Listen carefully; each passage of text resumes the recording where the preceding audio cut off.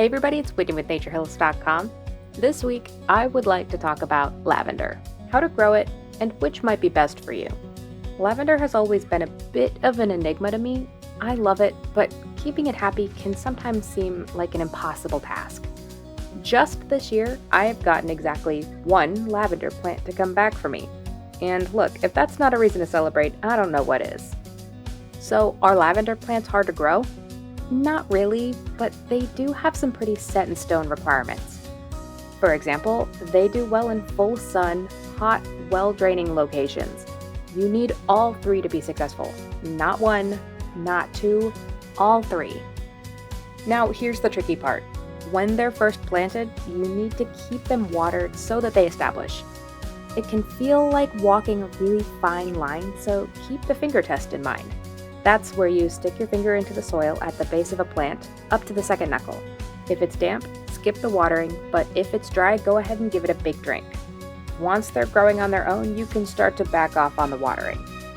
Now, if you live in zones 3 or 4, I am really sorry, but lavender is going to be an annual for you. This certainly doesn't mean you can't grow it, but you will have to replace it every year. Once you get into zone 5, you can start thinking about adding lavender as a perennial part of your landscape. However, make sure to plant them somewhere the soil doesn't stay too wet in the winter.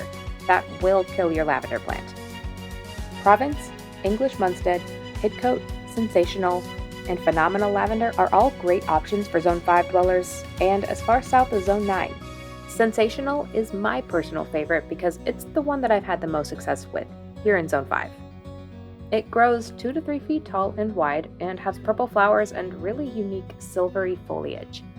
English Munstead is a gardener favorite for its purple flower spikes and true green foliage. It's known to be fairly long-lived for a lavender, with blooms extending longer than other varieties, especially when deadheaded.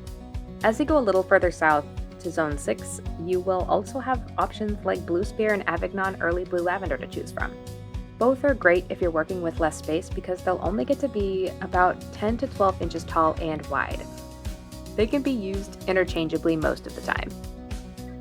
Once you get into growing Zone 7, the lavender plants with the classically recognizable flower plumes become perennial options. Varieties like Otoquast and Primavera are both hardy from Zone 7 through 9.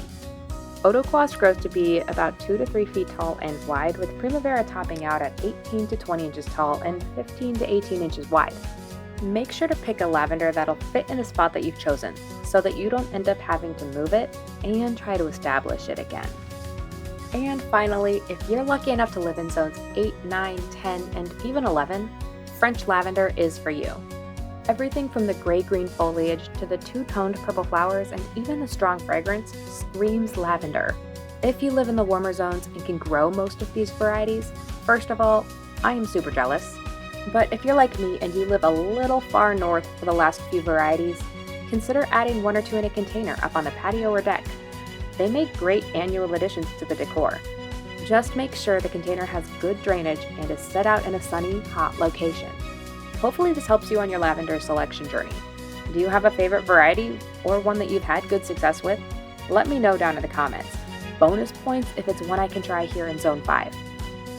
If you're looking for more in-depth how-tos for lavender care, I suggest checking out our #ProPlantTips blog on the topic. It goes over planting, caring for, harvesting, and even propagation. The link is in the description. If you like our content, please leave a like and subscribe to our channel. If you're looking for more garden tips and inspiration, make sure to head over to our Facebook, Instagram, Twitter, and Pinterest pages. And until next time, happy planting!